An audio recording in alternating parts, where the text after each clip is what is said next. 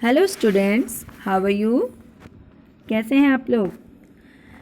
बच्चों, आज हम पाठ 16 की पाठ्य योजना 1 पढ़ेंगे, जिसमें हम लोग पढ़ेंगे विस्मयादि बोधक शब्द। ओके, तो बच्चों आज आपके पास 2 तरह के कार्ड हैं, जिसमें पीले कार्ड पर कुछ शब्द लिखे हैं। खुशी के वाह वाह, शाबाश, दुख के ओह आह, हाय, आश्चर्य के अरे, घृणा के छी, हट, आशीर्वाद के जीते रहो। और जो नीला कार्ड है उसमें कुछ रिक्त स्थान लिखे हुए हैं। जैसे पहला है, तुमने अपने मित्र को बचाकर बहुत अच्छा कार्य किया। दूसरा है, ये रास्ता कितना गंदा है। तीसरा है, तुमने मेरे सारे कपड़े खराब कर दिए। चौथा, ये क्या किया तुमने। पांचवा, ये तो बहुत ही अच्छी बात है। और इसमें मुख्य शब्द क्या आएंगे हमारे? विस्मयादि बोधक और भाव। तो बच्चों, इस पाठ्य योजना को पढ़ने के बाद आप लोग विस्मयादि बोधक शब्दों को पहचान कर उनसे वाक्य पूर्ण कर पाएंगे, यानी कंप्लीट कर पाएंगे। देखो, जब मन में अचानक कोई भाव उठे तो मुंह से अलग अलग तरह के शब्द निकलते हैं। जैसे अचानक खुशी महसूस हो तो सबसे पहले मुंह से वह शब्द निकलता है।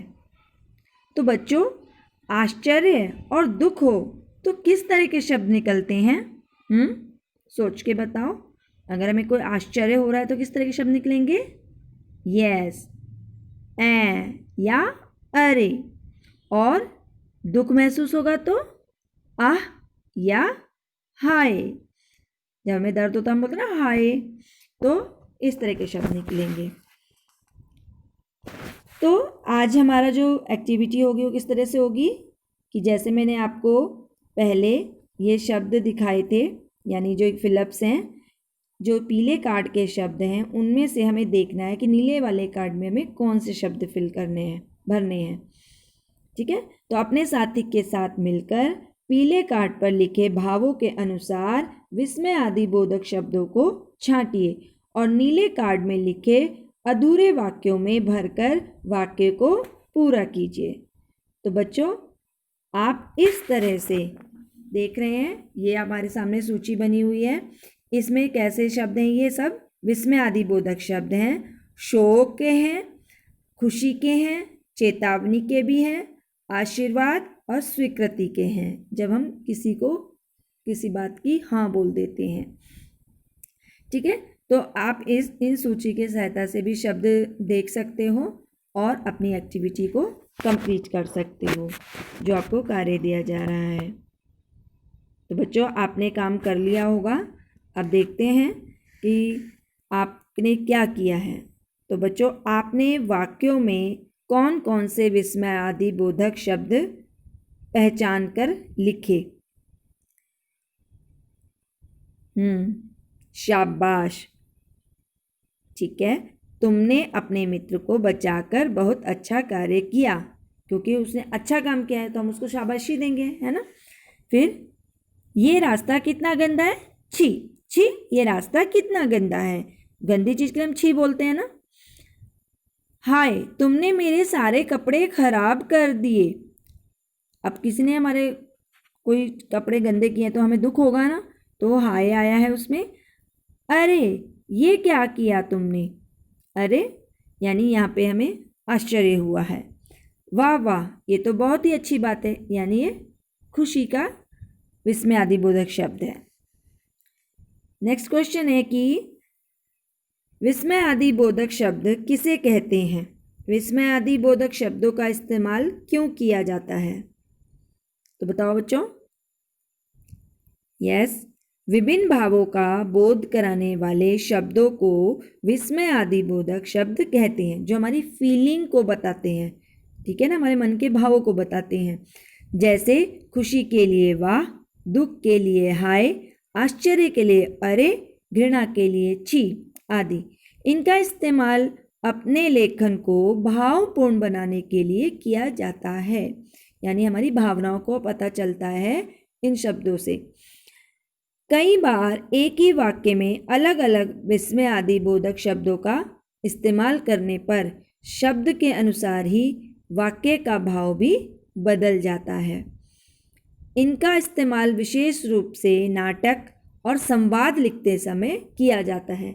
आपको पता है ना कि नाटक में भी हमें डायलॉग्स लिखने होते हैं और संवाद तो है ही डायलॉग। तो डायलॉग जब भी हमें लिखने होंगे तब हमें इन भावों के जो शब्द हैं विस्मय आदि बोधक शब्द, इनकी ज़रूरत होती है, यानी इनका प्रयोग किया जाता है लिखने में।